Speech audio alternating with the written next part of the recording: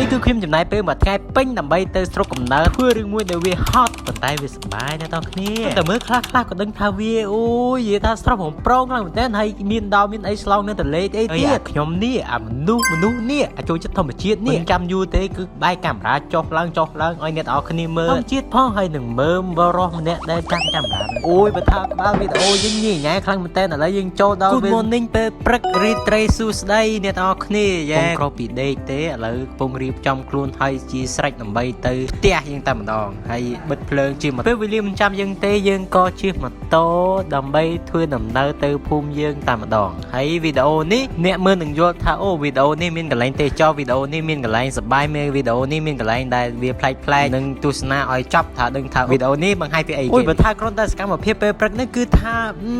ព្រះអាទិត្យរះមកគឺស្រស់ស្អាតខ្លាំងមែនតើបើថារុក្ខជាតិវិញគឺស្រស់បំព្រងហើយបើថាអ្នកទាំងអស់គ្នាមើលព្រះអាទិត្យដែលកុំធុញអីតិចទៀតខ្ញុំនៅបង្ហាញតែអ្វីតិចភ្នែកហើយតែឥឡូវយើងមើលសកម្មភាពយើងនឹងមើលផ្លូវថាអូចូលទៅកន្លែងណាសិនគឺវាស្រស់ស្អាតខ្លាំងមែនតើនេះផ្លូវចូលទៅប៉ក់ញ៉ៃនឹងបត់ទៅសេសានអ្នកដែលនៅស្រុកឧយដាវខេត្តអនន្តគិរីអាចនឹងស្គាល់ផ្លូវនេះអ្វីដែលយើងរងចាំពេលនេះគឺដល់ស្ពានឧយដាវហើយយើងចូលទៅផ្លូវឡំគឺផ្លូវចូលទៅភូមិភិកដែលសារភូមិខ្ញុំនៅហ្នឹងអានេះគ្រាន់តែថាតង់ទី1ភ្លៀងធ្លាក់មកទេផ្លូវដល់កឲ្យផ្លូវបើថាភ្លៀងខែ7ខែ8ទៀតដល់កហ្មងជិះម៉ូតូលេងចាញ់បដ ாய் យើងជិះតែមួយផ្លែតអូមួយផ្លែតឡើងយូរហ្នឹងអូនិយាយលេងនេះអ្នកនរគ្នាផ្លូវដល់ភូមិបាត់ដល់ត្រយម្ខាងយើងត្រូវឆ្លងទៅម្ខាងឆ្លងដោយដ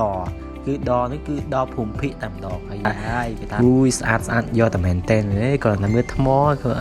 យើងមិនងាយឃើញទិដ្ឋភាពបែបហ្នឹងណាអ្នកនរគ្នាបាទនេះគឺជាទិដ្ឋភាពដែលខ្ញុំឆ្លងដល់ទៅត្រយម្ខាងឥឡូវដល់ផ្ទះខ្ញុំបដ ாய் ជីទម្លាប់ខ្ញុំគឺចេញក្រៅទៅឲ្យទៅចាញ់ពេលណាគឺខ្ញុំមិនភ្លេចលាបសពសក្រីនពីកម្ដៅថ្ងៃឲ្យវាត្រជាក់ជុំមុខយើងអ្នកនរគ្នាលាបអីហើយគឺម៉ាក់ខំមកអីកូនឯងកូនទៅមកជួយរើសចន្ទីម៉ាក់មកហើយយើងហើយកូនល្អដែរខ្លាចអីនឹងធ្វើការប៉ុណ្ណឹងអត់យូរទេក៏យើង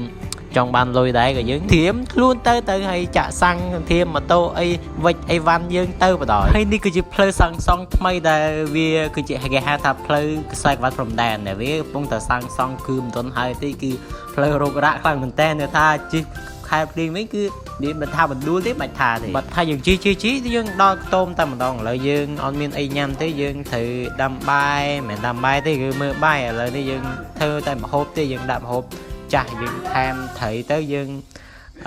បានម្ហូបញ៉ាំអញ្ចឹងទៅយើងមានកន្លងទៅធ្វើការគេគឺមកហៅទៅចន្ទីជួយអត់មានចន្ទីទេសកម្មភាពដែលខ្ញុំហឺចន្ទីខ្ញុំបានថតទៅហើយវីដេអូយើងខ្ញុំសូមចាប់ត្រឹមហ្នឹងក្រោយខ្ញុំនឹងលំអិតឲ្យច្បាស់ជាងនឹងទៀតសង្ឃឹមថាបងប្អូននឹងចូលចិត្តវីដេអូខ្ញុំរាល់វីដេអូដែលខ្ញុំបានផលិតចេញទៅទោះវាអត់មានគុណភាពច្បាស់ប៉ុន្តែខ្ញុំនឹងសង្ឃឹមថាបងប្អូននឹងអាចគ្រប់គ្រងខ្ញុំដែលអ្នកដែលគ្រប់គ្រងខ្ញុំមើលវីដេអូខ្ញុំចប់កុំភ្លេចជួយកុំត្រូលកាសខ្ញុំម្នាក់មួយគឺ